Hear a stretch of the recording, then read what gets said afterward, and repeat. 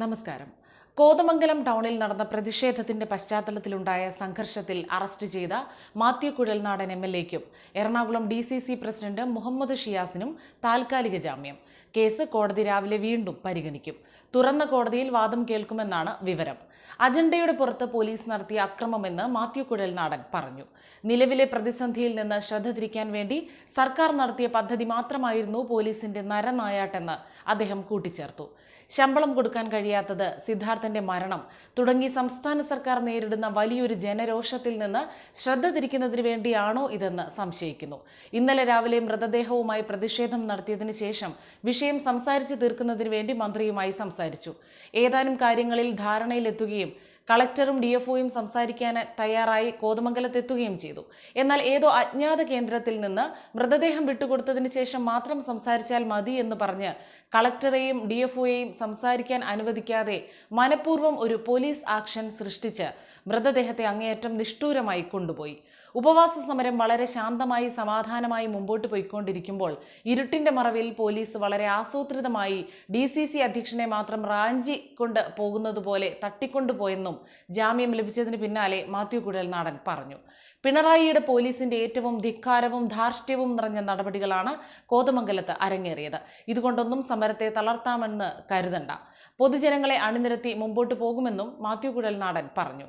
ഇടക്കാല ജാമ്യം നേടി വീടുകളിലേക്ക് മടങ്ങുകയല്ല, പോരാട്ടത്തിന് സമരപ്പന്തലിലേക്ക് മടങ്ങുകയാണ്.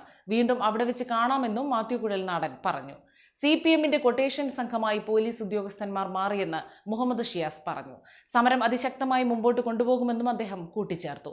ആക്രമണത്തിൽ വയോധിക കൊല്ലപ്പെട്ട വിഷയത്തിൽ മാത്യു കുഴൽനാടൻ MLAയുടെയും എൽദോസ് കുന്നപ്പള്ളി MLAയുടെയും നേതൃത്വത്തിൽ അനിശ്ചിതകാല ഉപവാസം 7 മണിയോടെ ഇന്നലെ ആരംഭിച്ചിരുന്നു.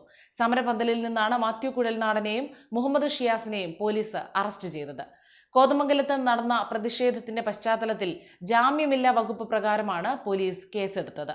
ആശുപത്രി സംരക്ഷണ നിയമപ്രകാരം ഉൾപ്പെടെയുള്ള വകുപ്പുകൾ മാത്യു കുഴൽനാടനെതിരെ ചുമത്തിയിരുന്നു. കാട്ടാനയുടെ ആക്രമണത്തിൽ കൊല്ലപ്പെട്ട വയോധികയുടെ മൃതദേഹവുമായി കോൺഗ്രസ് കോതമംഗലത്ത് പ്രതിഷേധം നടത്തുകയായിരുന്നു. കോൺഗ്രസ് നേതാക്കളായ Dean Kuriakose MP, Mathew Kuzhalnadan MLA, DCC president Muhammad Shiyas എന്നിവരുടെ നേതൃത്വത്തിൽ കോതമംഗലം ടൗണിലായിരുന്നു പ്രതിഷേധം നടന്നത്. മൃതദേഹവും വഹിച്ച് റോഡിലൂടെ പ്രതിഷേധവുമായി നീങ്ങിയ നേതാക്കളെയും പ്രവർത്തകരെയും പോലീസ് തടയാൻ ശ്രമിച്ചെങ്കിലും പരാജയപ്പെട്ടു. തുടർന്ന് സംഘർഷത്തിൽ കലാശിക്കുകയായിരുന്നു. പ്രഭാത ഭക്ഷണം എടുക്കാൻ കൃഷിയിടത്തിൽ നിന്ന് വീട്ടിലേക്ക് പോകും വഴി ഇന്ദിര മരണപ്പെട്ട സ്ത്രീ അയൽവാസി സൂസനോട് സംസാരിച്ചു നിൽക്കവെയാണ് പിന്നിൽ നിന്ന് കാട്ടുകൊമ്പൻ പാഞ്ഞെത്തിയത്. സൂസന്റെ മകൻ വിൽസൺ അലറി വിളിച്ചെങ്കിലും കേൾവിക്കുറവുള്ള ഇന്ദിര കേട്ടില്ല. ഇന്ദിരയെ തള്ളി വീഴ്ത്തി കുത്തിയ ആന പിന്നീട് വനത്തിലേക്ക് മറയുകയായിരുന്നു. മൃതദേഹം കോതമംഗലം താലൂക്ക് ആശുപത്രിയിൽ എത്തിച്ചപ്പോൾ തന്നെയായിരുന്നു പ്രതിഷേധവും തുടങ്ങിയത്. ഇൻക്വസ്റ്റ് തടഞ്ഞു. വന്യമൃഗ ഭീഷണിക്ക് പരിഹാരം കാണുകയും നഷ്ടപരിഹാരം നൽകുകയും ചെയ്ത ശേഷം മതി പോസ്റ്റ്മോർട്ടം എന്ന് കുടുംബാംഗങ്ങളും നിലപാടെടുത്തു. ഇന്നലെ 11 മണിയോടെ ഡീൻ കുര്യാക്കോസ് MPയുടെയും മാത്യു കുഴൽനാടൻ MLAയുടെയും നേതൃത്വത്തിൽ UDF പ്രവർത്തകർ പോലീസിന്റെ എതിർപ്പ് വകവയ്ക്കാതെ മൃതദേഹം മോർച്ചറിയിൽ നിന്നെടുത്ത് ഗാന്ധി സ്ക്വയറിലെത്തിച്ച് ഉപരോധ സമരം ആരംഭിക്കുകയായിരുന്നു. റോഡിൽ കെട്ടിയ 3 പന്തലുകൾ പൊളിച്ച പോലീസ് സമരക്കാരെ അറസ്റ്റ് ചെയ്ത് നീക്കി. സംഘർഷത്തിൽ ഇന്ദിരയുടെ സഹോദരൻ സുരേഷിനും ഡീൻ കുര്യാക്കോസ് MPയ്ക്കും പരിക്കേൽക്കുകയും ചെയ്തു.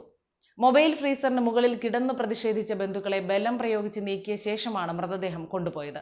പോസ്റ്റ്മോർട്ടത്തിന് ശേഷം വിട്ടുകിട്ടിയ മൃതദേഹവുമായി ആംബുലൻസ് ജില്ലാ അതിർത്തിയായ നേര്യമംഗലത്തെത്തിയപ്പോഴും പ്രതിഷേധമുണ്ടായി. മന്ത്രി P. രാജീവ് സഞ്ചരിച്ച കാറിന്റെ ചില്ല് തകർന്നു. ലാത്തിചാർജിൽ 4 പേർക്ക് പരിക്കേറ്റു. ഇന്ദിരയുടെ വീട്ടിലെത്തിയ A. രാജ MLAയുടെ വാഹനവും നാട്ടുകാർ തടഞ്ഞു. സംഭവത്തിൽ 2 പേരെ കസ്റ്റഡിയിലെടുക്കുകയും ചെയ്തു.